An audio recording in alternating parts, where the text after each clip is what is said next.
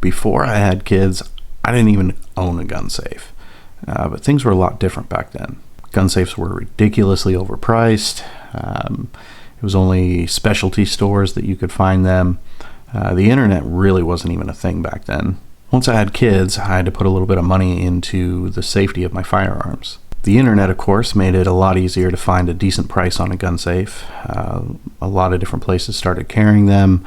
Nowadays, pretty much any store has them. You can find them all over the place, and prices are dirt cheap. If you're new to firearms, maybe you're one of the millions of first-time gun owners in 2020. Today, we're going to talk about safe storage options. Let's start with the most basic of locking devices, the cable lock. Now, these things are dirt cheap. Pretty much every new firearm out there comes with one of these. I've got a whole bag of these things out in the gun safe. Most people will take these, they'll throw them off to the side and never really use them. They aren't a replacement for a gun safe, but they do actually serve quite a bit of purpose. Now, these things are made pretty simple. They go ahead and open up, and you can take that and stick it through any firearm, loop it through, lock it in place, and essentially it's locked. Now, you can put that in your gun safe for a second level of protection, if you will, but my favorite use for this is in the car. So let's say I'm out running errands and I've got to stop somewhere that I'm not legally allowed to carry my firearm, even though I have my concealed weapons permit. I've got to run in for 5 minutes. I'm not going to just tuck my gun under the seat and run into the store and come back out and hope that nobody's broken into my car and stolen it. So I can go ahead and I can use this cable lock in the car, except when I slide it through my gun, I go ahead and slip it through the rail that holds my seat in place, lock it, and that gun's not going anywhere. Now, I don't advocate leaving a firearm in the car. In fact, there are very few situations in which I think that you should put it in the car and leave it behind. Running into the post office, running into a courthouse to pay a parking ticket, some sort of situation like that, that's when the cable lock comes into play. Obviously, you can't take your gun in those buildings, so it's got to be locked up. You can't just leave it in there. While we're on the topic of leaving it in the car, don't leave it in there any longer than you absolutely have to. Those of you leaving your gun in the car overnight, I'm just going to call it what it is. You guys are assholes. Somebody's going to come through in the middle of the night. They're going to smash your window. They're going to get in your car. They're going to have your pistol, and it's going to be out on the streets being used for God knows what. Don't make gun ownership harder on the rest of us responsible gun owners by leaving your damn gun in the car, especially overnight. So this is my Canon wide body. I'm going to apologize for the way that this shot is framed.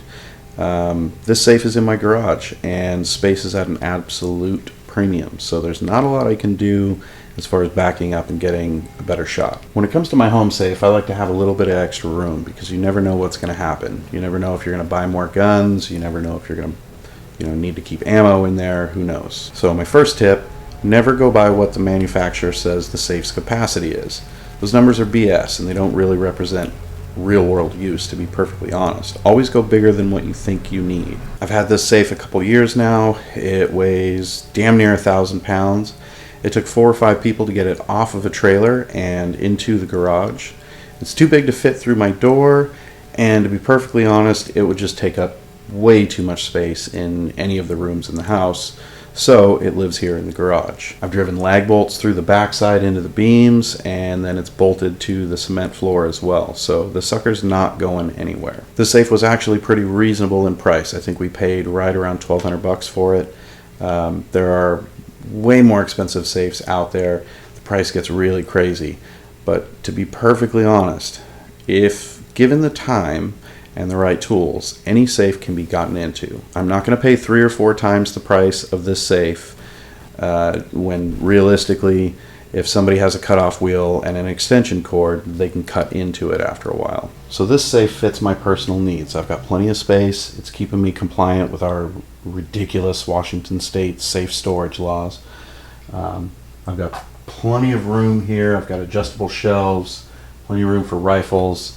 I've got slots in the door for pistols. It's even got this quick release for rifle of your choice.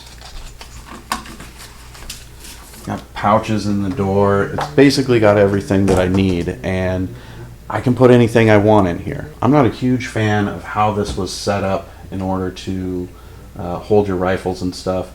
You know, if you put a shelf on this side for things like an AR pistol, the shelf is not quite at the right height to actually be able to use something shorter like the AR pistol or the MP5. So what I ended up doing was building a shelf down here in the bottom for my shorter guns till I can go ahead and create a different system and tear all of this out and redo the inside the way that I would like it set up. The thing about buying an oversized safe is that you have room for all kinds of stuff. You've got room for birth certificates, you've got room for car titles, old coins, family heirlooms, stocks, bonds, anything you can think of. You'll actually have room for that stuff in there. It is not just a spot to lock your firearms up. It is a lock spot for anything that means anything to you that you don't want to lose, have stolen, get lost, whatever the case may be. In Washington, we passed these safe storage laws. Personally, I think they're a little bit ridiculous, although I do understand the basis for those laws. Because of those laws, we have to keep our guns locked up and inaccessible. It doesn't seem to do you a lot of good in an emergency situation. In an emergency situation, you need quick and easy access to that firearm. Otherwise, what's the point, right? Alright, so just like they used to say on MTV Cribs, this is where the magic happens. Personally, I think everybody needs one of these quick access safes. These things come in all shapes and sizes and can be used for pretty much everything you want, from under the bed, on the nightstand, to in the car if that's what you want. And yes, I may or may not have several of these guys hidden around the house. Now personally, I'm not a fan of the style where it's a fingerprint unlock. I think there's too much room for error with that. I prefer this style where I have a key entry as well as buttons that I can push with a specific combination to go ahead and unlock it. If by some chance something happens in the middle of the night, I can go ahead and unlock it. This falls forward, and then I have quick access to whatever I have in the safe. Now let's just go ahead and see what I've got in here today. I've got the old HK VP9.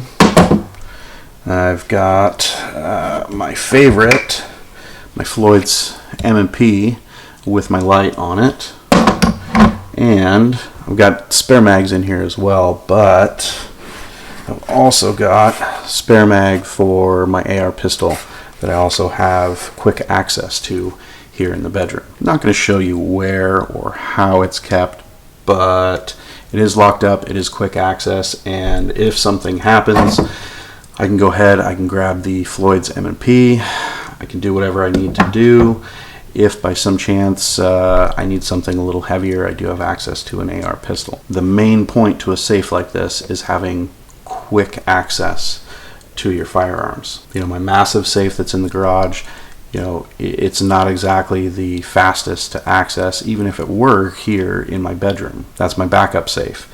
This is the primary safe. This is where my gun is kept, that if you break into my house in the middle of the night, that's where I'm going. It literally takes me a second and a half to unlock this thing, grab my pistol, and go ahead and protect my family if need be. Now, I can't stress enough the importance of safely storing your firearm. If you have kids in the house, it is definitely a must to make sure that it doesn't fall into the wrong hands. That's got to be priority number one. You know, hammer that gun safety into the kids. You know, make sure that they understand how to treat a firearm, how to handle a firearm. But at the end of the day, if that gun isn't locked up where they can't access it, something bad eventually could happen. And that's the last thing that you want. That's the last thing anybody wants, really. So any of you out there watching this, whether you're new to gun ownership, whether you've got a dozen guns already, you know, invest the money into a good safe. Invest the money into a safe that's going to fit your needs personally. It doesn't have to be the most top of the line, most expensive, ridiculous safe that's out there. It just has to do what you need it to do.